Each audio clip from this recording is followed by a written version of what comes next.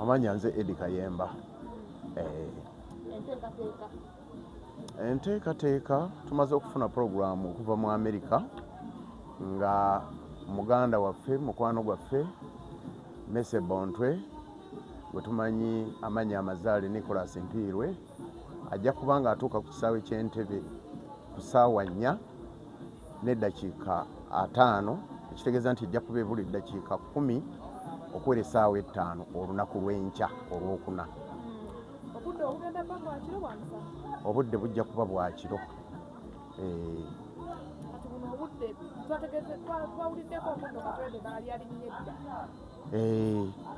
Era batugambye nti ali mu kkubo ajja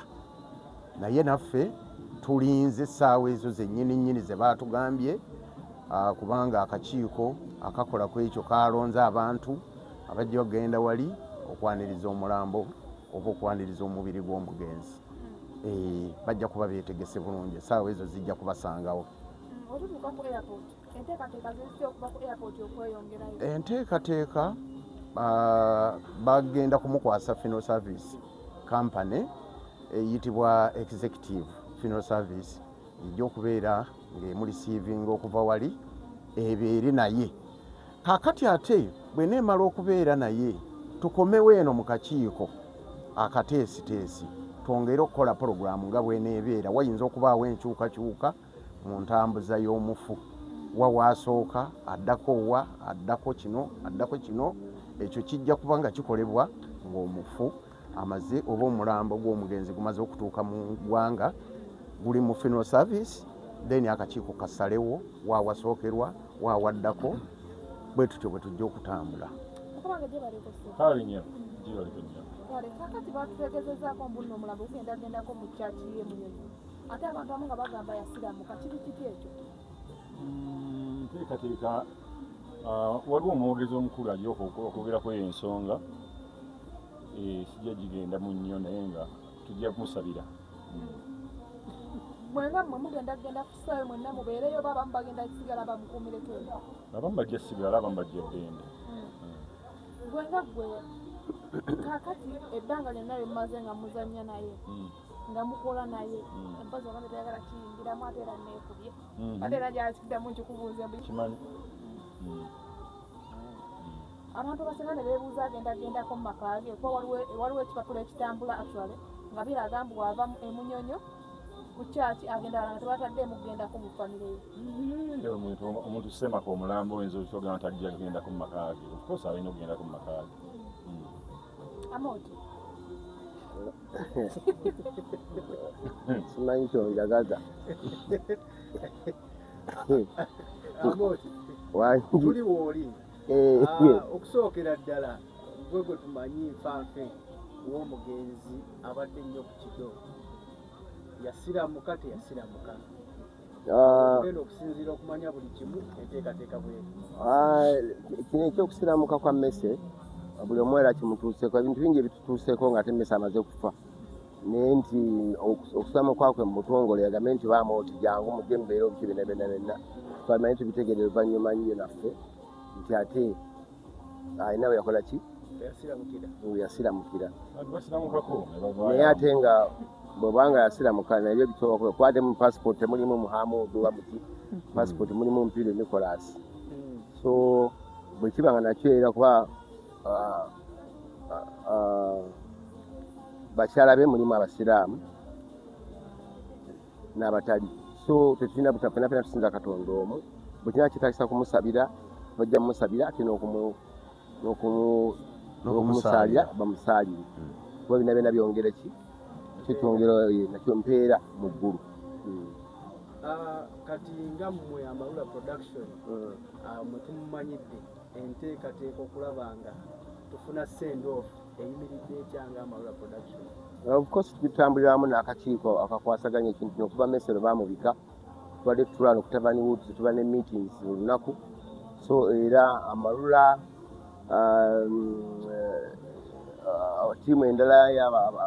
yali akolera abasupa bikibeere fena tuli wamu paka ku batuuze ku kitundu gye yali abeera awali amaka ge wonna tuli wamu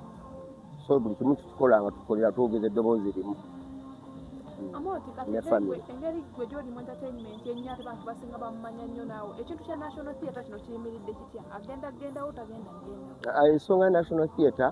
of course era kibadde mu program era nti alina okubeerawo nti ekisinga ddala obukulu twagala messe eno bw'aba atuuse ku airport kuba nti kati atuuse bulungi nnyo tujja kwongerayo okuggumiza ensonga zaffe ezo tubagamba nti ku national theatre saawa bwe ziti zagenda okubeerawo mu budde bwe buti saawa bwe ziti ajja kubeera wano mu maka ge saawa bwe ziti ajja kubeera wano nga tutambuliramu ne bammwe bannamawulire at the moment ekya national theatre kyomuteeka era kubanga bandi artist ate nabo tebannagaanako kukola ki wabula nabo tebannagaana kakati tulina okubawa programu entuufu nti saawa bwe ziti ajja kubanga atuuse kuki ku national theatre buli omu ne yeebuuza mu nteekateeka zammwe mmese wakuziikibwa ddi of course era mmesi tasobola kumala mwezi atanazikwa nga atuuse mu uganda awo nabo nango tubanyonyodde ebifo byonna byonna okumala okusabirwa okumuyisa wali mu maka ge agende ku national theatre of course awo kiteeka nti kyensuubira nti by sunday Kasaana atuuka era programu entuufu ejja kola ki ejja kuba etegeerekese kuba ebintu bikyukakyukamu obimanya ebintu omuntu ali wano mu uganda ng'atuuse already eprogramu teziba zezimu n'omuntu gwe batisse mu nnyonyi nti ajja ate era okwongereza ku ekyo katono omwami oyo abadde musajja mukulu mu kika